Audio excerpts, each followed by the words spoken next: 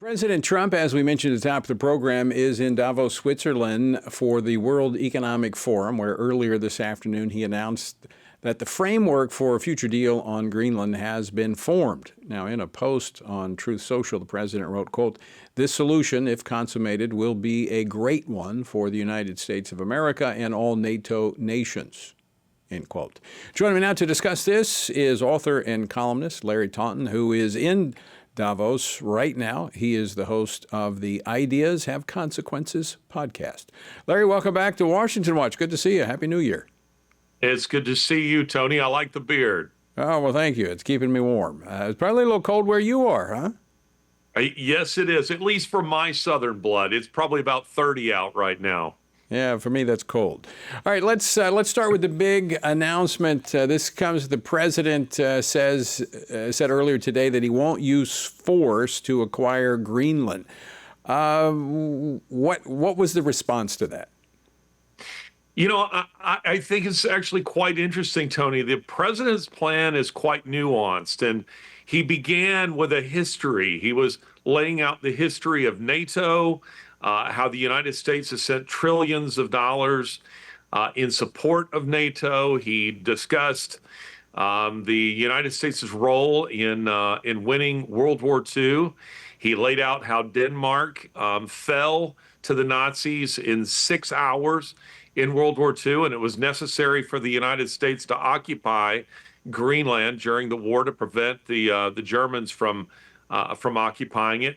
And then he started talking about NATO and that the United States cannot be, it can't just be assumed that the United States will always be there, and that we want something in return, and that's NATO. Excuse me, and that's Greenland. Was there like a sense of relief when he said we're not going to use force to get it? Yes, I think so. I think almost everyone knew that Trump had no such plans, and there's been an awful lot of drama in media that's just, it's just fake news, regarding that. But the president's plan here is actually, clever. He's playing it very strategically, and he's using leverage that, his words exactly were this: you can give it to us and we'll be very grateful, or you can say no and we'll remember that. And what he was getting at was that, you're wanting us to fund your defense. You're wanting our involvement in your war in Ukraine against Russia. Well, you can't count on that unless we're getting something out of it.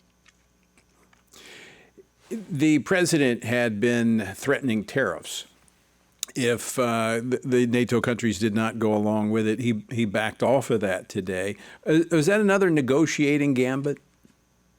Yeah, I think it's a big part of his negotiating gambit, Tony. I mean, the president of the United States, often people forget this about him. He is fundamentally, he's a businessman. He's a negotiator.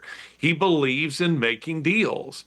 And part of that is having leverage in deals. And he's using NATO as a very big part of that leverage. Do you think that the stock market responding to that with a downturn, fear of more tariff wars, had something to do with him backing off of that? Tony, I don't really feel qualified probably to respond to that, as I'm not much of an economist. I will say this: the president himself seemed to think that was a factor. So let's talk about the Board of Peace. I mean, the president kind of rolling all of his stuff in there as all these international leaders get together. He's talking about expanding that Board of Peace. What do we know about those discussions? That's all right now seems to be taking place behind closed doors. What we do know is that Putin himself has pledged that should the war end, that he would give $1 billion towards this Board of Peace. What that actually, is going to play out and look like isn't clear to me. But I do want to say this, Tony, about the president's address that I think is really relevant for your audience, for all Americans, who are concerned. The World Economic Forum is a fundamentally anti-human organization. Now, they would never describe themselves that way, and they don't think of themselves like that. But when they speak in terms of, making the world a better place, it rarely involves human beings. It's almost always about, about climate or artificial intelligence or something like that. What it seems to me that everyone's missing about the president's address today was it was permeated with a desire that he expressed repeatedly to make life better for American citizens. Now, given the conversation you were just having, about illegal aliens in our own country who have gamed the system, I found that so refreshing because we don't hear politicians talking like that now. And here was the president saying, we are going to make the standard of living for Americans better than it's ever been in our history.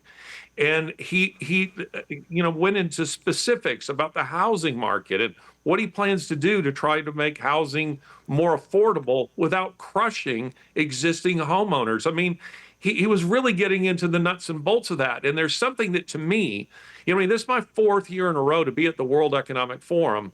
There's something to me that stood in sharp contrast with what the World Economic Forum is. I mean, this is largely a billionaire boys club, and they pretend to be representative of the world, and they're representative of 1% of 1%. And yet here was Donald Trump saying, I care about the little guy. And most of all, I care about American citizens. I did, as I read through what he had to say, I did find it a little interesting that he was talking domestic policy and economics for Americans there on that world stage at the World Forum. It was like everybody else, you say, talking about the world. We're going to make the world, a better place. He was talking about the American people. And I was curious about that, using that platform to bring forth that message. Well, you're dead on there, Tony, because leftists love talking in terms of faceless masses, in terms of millions and billions of people.